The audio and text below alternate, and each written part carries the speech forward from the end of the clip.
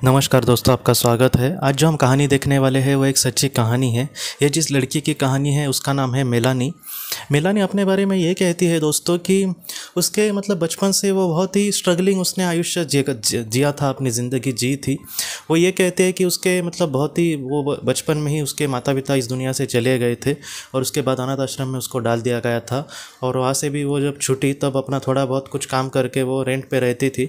लेकिन अब तक भी वो एकदम वो स्ट्रगलिंग ही जीवन जी रही थी। उसका जीवन में अच्छा ऐसा कुछ भी नहीं हो रहा था और वो बहुत परेशान थी। वो कहती थी कि मुझे हमेशा भगवान पे गुस्सा आता था कि इतनी कठोर ज़िंदगी मुझे क्यों आखिर जीनी पड़ी।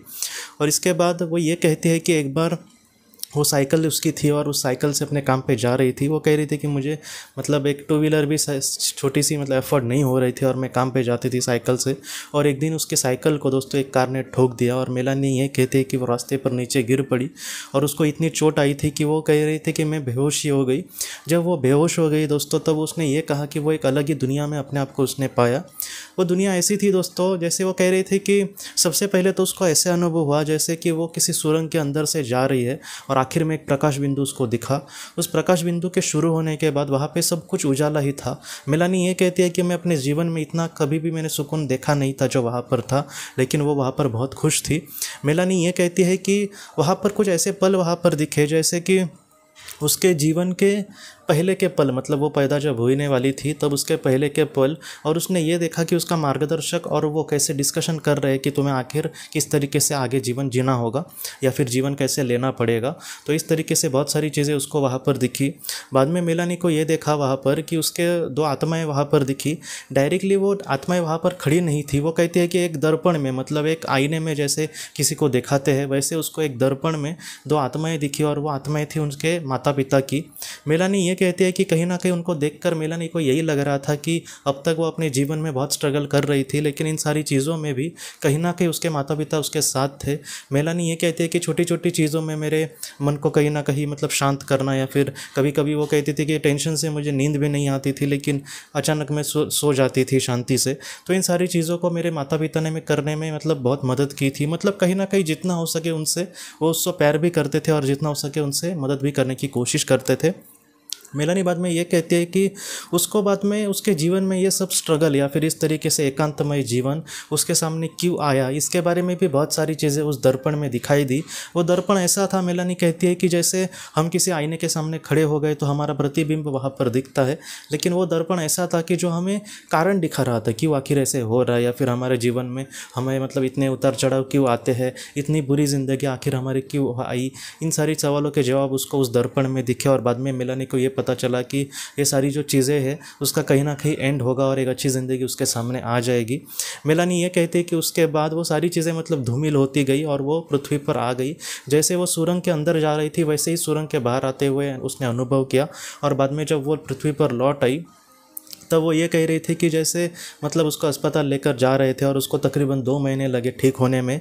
इसमें एक कोई समाज सेवी संस्था थी, उसने उसकी बहुत मदद की। वहाँ पर उसकी एक दोस्त बनी, उस दोस्त का नाम उसने मैगी कहा है।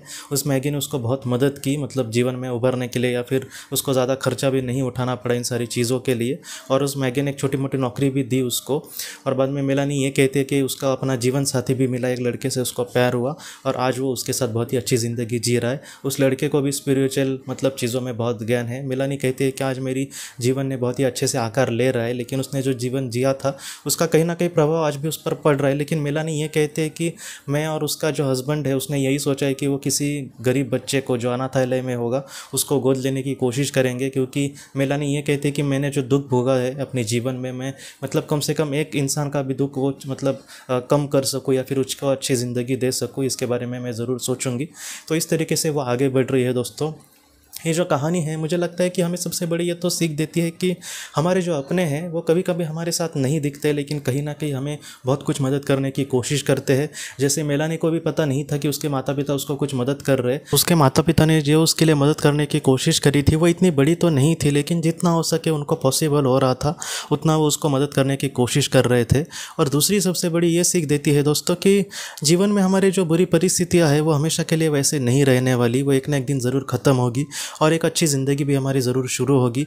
मुझे भी पता है कि कुछ लोग यही कहेंगे कि हमने बहुत सालों तक हम स्ट्रगल ही कर रहे हैं लेकिन कुछ भी ठीक नहीं हो रहा, लेकिन आप हिम्मत के साथ आगे बढ़िए दोस्तों। मैंने पहले भी आपको कहा है कि जितना हो सके मतलब ऐसे भी लोग हैं जिन्होंने ज़िंदगी भर स्ट्रगल किया, लेकिन कुछ ऐसे भी आत्माओं से मतलब जब उनको पूछा गया तब उन्होंने कहा कि हमारी जो ज़िंदगी थी स्ट्रगल से भरी ही थी, लेकिन एक दिन ऐसा ज़रूर आया जब वो इस दुनिया से समझो चले गए, लेकिन उनके कर्म अच्छे थे, इस वजह से वो तकरीबन बहुत ही ऊपर मतलब उठ गए थे। और वहाँ की जो ज़िंदगी थी वो मतलब इतनी अच्छी थी कि जिसको हम सपने में भी नहीं सोच सकते। तो इस तरीके से है। लेकिन मैं ज़रूर कहूँगा दोस्तों, मैं ज़रूर प्रार्थना करूँगा कि आपके जीवन में जो इस तरीके से स्ट्रगल कर रहा है उसके जीवन में एक अच्छी ज़िंदगी उसको मिले, उसके जीवन में जो दुख के पल है वो ख़त्म हो जाए और अच्छी ज़िंदगी उसको मिले और वो बहुत ही अच्छे से अपने जीवन में आगे बढ़ सके और ईश्वर उसके सारे सपने पूरे कर सके।